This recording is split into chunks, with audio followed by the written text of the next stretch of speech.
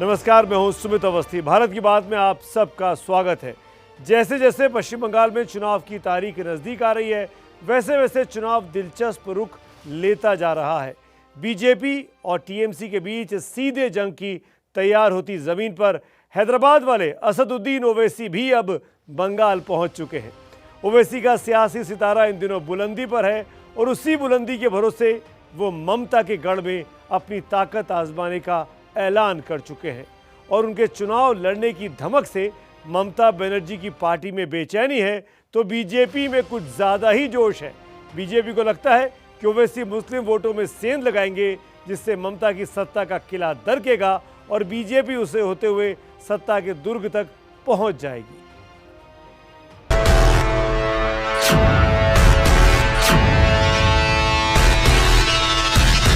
हम एक MIM party है, पॉलिटिकल पार्टी है। हम अपने पार्टी को एस्टैब्लिश करेंगे, इलेक्शन लड़ेंगे।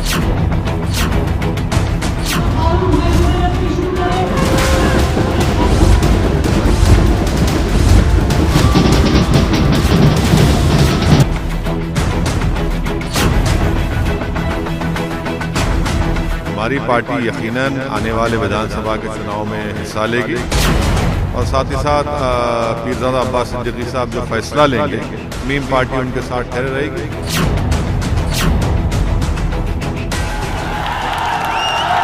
बंगाल की जनता का जो ममता दीदी के प्रति गुस्सा है उसको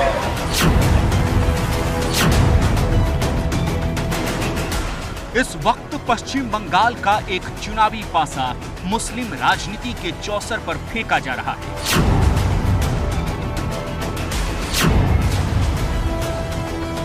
पहले तो इस लड़ाई में ममता बनर्जी की टीएमसी और बीजेपी ही थी, लेकिन अब नई एंट्री ली है ऑल इंडिया मजलिसे इत्तेहादुल मुस्लिमीन यानी एआईएमआईएम के प्रमुख असदुद्दीन ओवैसी ने। हमारी पार्टी यकीनन आने वाले विधानसभा के चुनाव में हिस्सा लेगी और साथ ही साथ पीरजादा अब्बास सिद्दीकी साहब जो फैसला लेंगे, मीम पार्टी उनके साथ ठहरे रहेगी।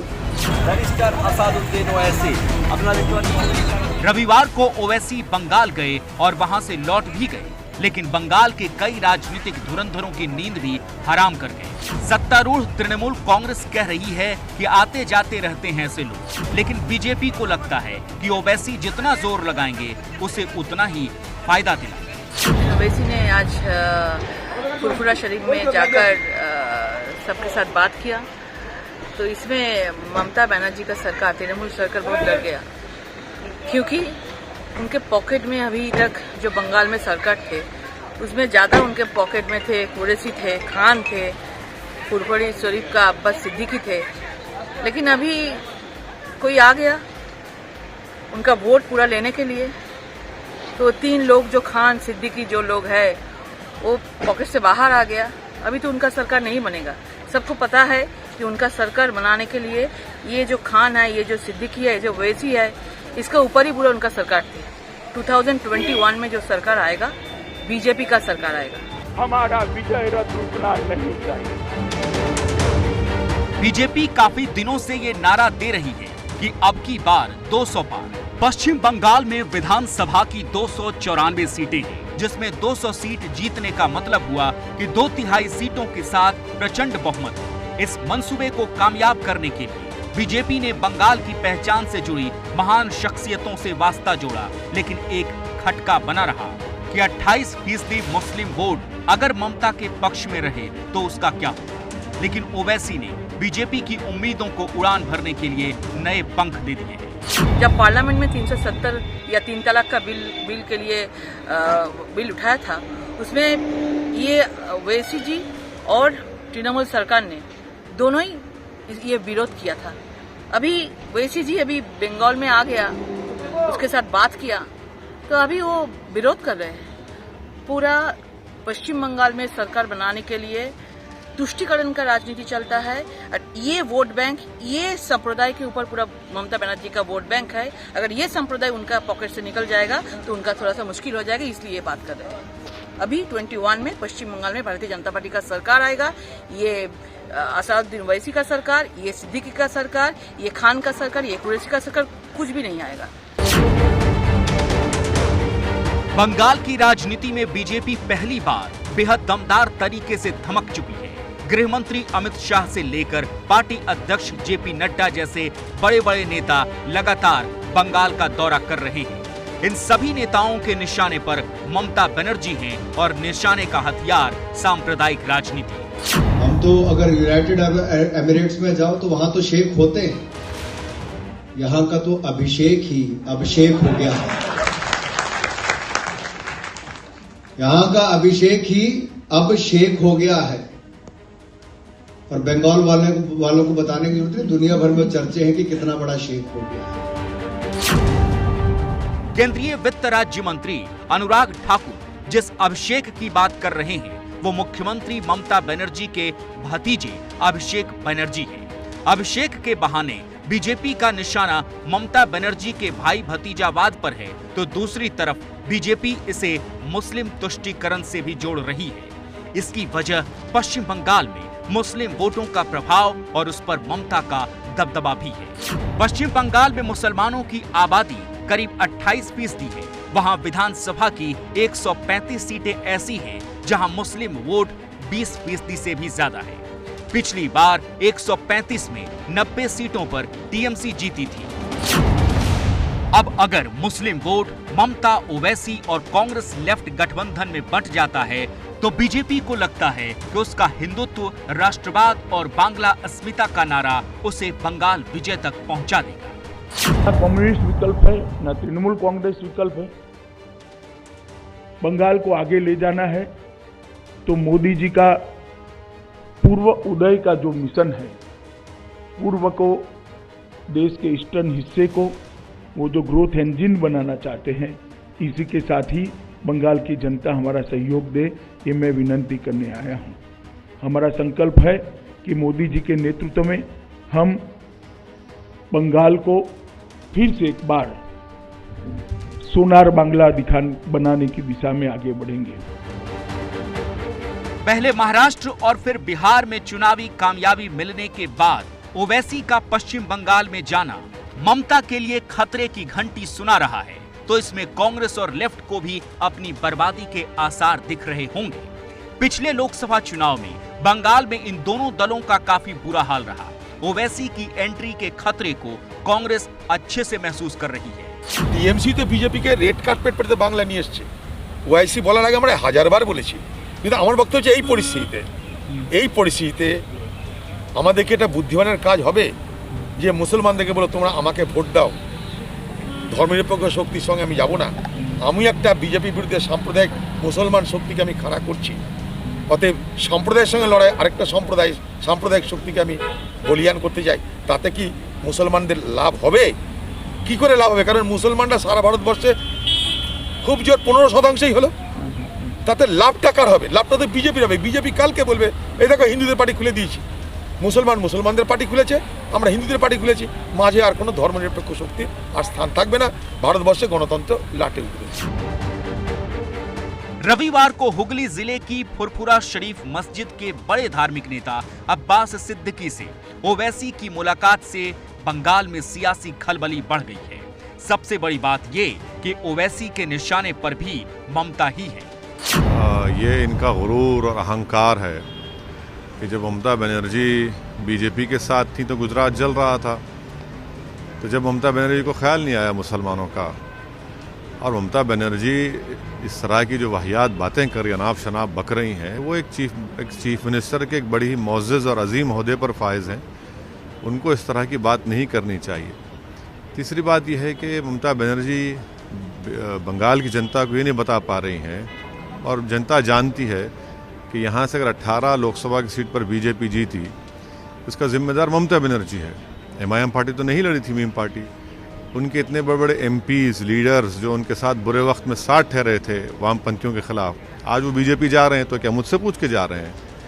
तो ये ममता बनर्जी का फ्रस्ट्रेशन है, और उनको शायद मैथमेटिक्स में बहुत कमज़ोर हैं वो। दरअसल फुरफुरा शरीफ मस्जिद का प्रभाव बंगाल के मुसलमानों पर काफ़ी ज़्यादा है, और अगर ये प्रभाव वोटों में बदला तो ममता बनर्जी के किले की बुनियाद में बड़ी सेंध लग सकती है। बीजेपी के सामने लक्ष्य है जीतना, और टीएमसी के सामने लक्ष्य है अपने गढ़ को बचाने का। और इसमें सबसे अहम फैक्टर हो सकता है एम फैक्टर, यानी कि मुस्लिम फैक्टर। हैदराबाद से निकलकर ओवैसी महाराष्ट्र में जीत का झंडा लहराते हुए पिछले साल बिहार पहुंचे थे। बिहार के चुनाव में मुस्लिम बहुल सीमांचल इलाके का समीकरण ऐसा बिगाड़ा कि सत्ता की दहलीज पर पहुंचकर लालू की पार्टी बेबसी दिखी। ओवैसी की पार्टी ने 5 सीटें जीती और मानो इन्हीं 5 सीटों से सत्ता का समीकरण लालू कैंप में बनते बनते बिगड़ गया। अब पश्चिम बंगाल में ओवैसी का लड़ना और उस पर से फुरफुरा शरीफ दरगाह का साथ नए सियासी गुल खिला सकता है।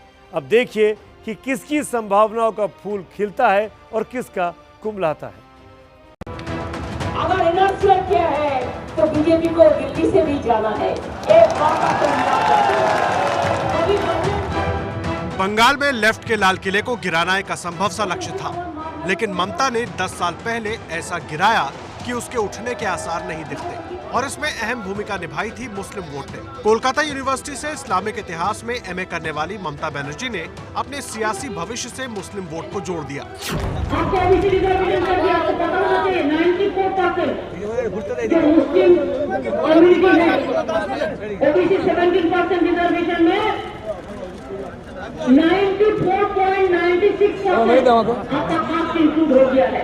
कांग्रेस ममता बनर्जी के लिए राजनीति की पाठशाला रही। दीदी बाद में कांग्रेस छोड़ दी, लेकिन उस पाठशाला से ही धर्मनिरपेक्षता की राजनीति सीखी और उसके दम पर लेफ्ट के 34 साल की सत्ता को उखाड़ फेंका। हालांकि बीजेपी कहती है कि ममता बनर्जी की धर्मनिरपेक्षता उनकी मुस्लिम तुष्टीकरण की राजनीति ही है, लेकिन इससे ममता बनर्जी की सियासी सेहत पर कोई फर्क नहीं पड़ता था, लेकिन अब पड़ सकता है क्योंकि ओवैसी जो आ गए हैं। वैसे तो बिहार में आश्चर्यजनक कामयाबी मिलने के बाद ही एआईएमआईएम अध्यक्ष असदुद्दीन ओवैसी ने बंगाल में भी चुनाव लड़ने का ऐलान कर दिया था, लेकिन उस ऐलान पर सियासी हलचल मची रविवार को। ओवैसी बेहद गुपचुप तरीके से कोलकाता पहुंचे। उनके हाथ में एक बैग था और दिमाग में बंगाल की सियासी समीकरण बदलने की रणनीति।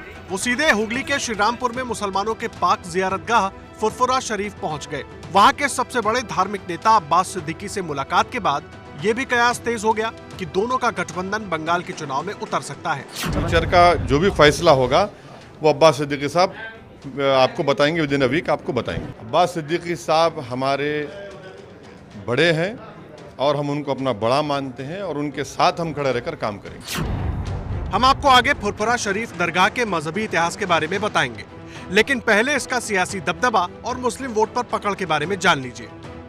पश्चिम बंगाल में करीब 100 सीटों पर फुरफुरा शरीफ दरगाह का प्रभाव माना जाता है। मुर्शिदाबाद, मालदा और उत्तर दिनाजपुर जैसे जिलों में इनका असर काफी माना जाता है।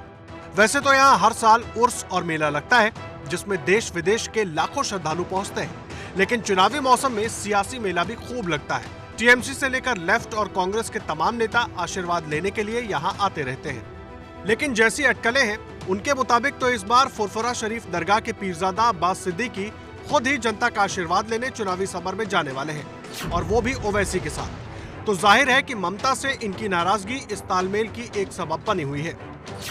फुरफुरा में 1375 में मुखलिस खान ने एक मस्जिद बनवाई थी, जो बंगाल के मुसलमानों की आस्था का केंद्र बन गया। वहीं पर बंगाल के महान समाज सुधारक अबू बकर सिद्दीकी और उनके 5 बेटों की मजार है।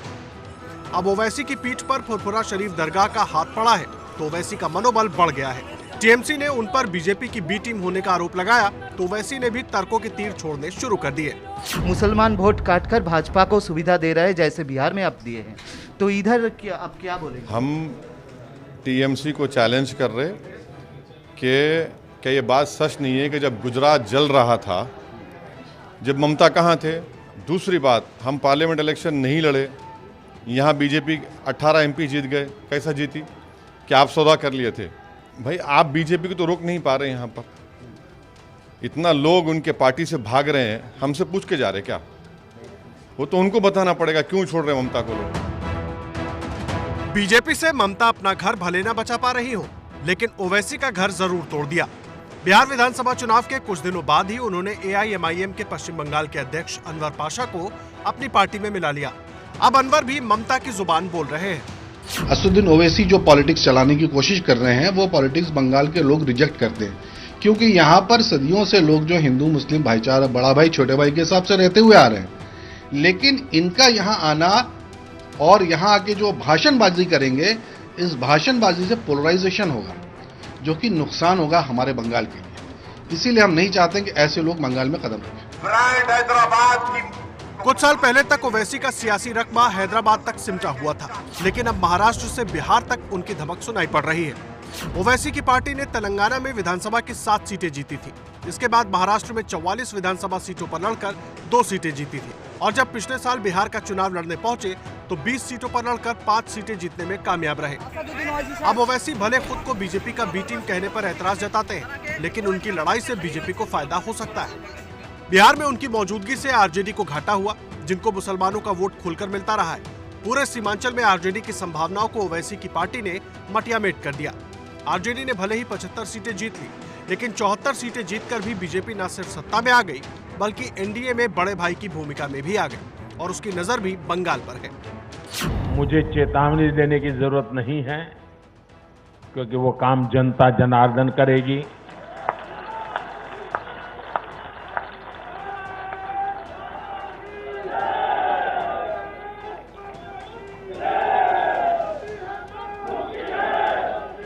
चुनाव आते हैं, जाते हैं, जय पराजय होता रहता है।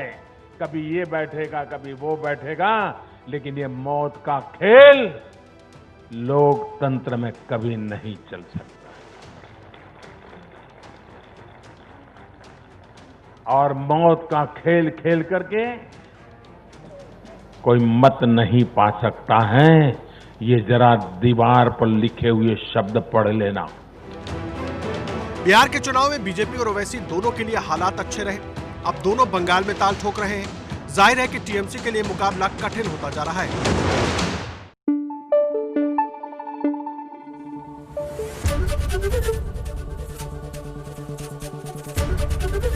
एबीपी न्यूज आपको रखे आगे।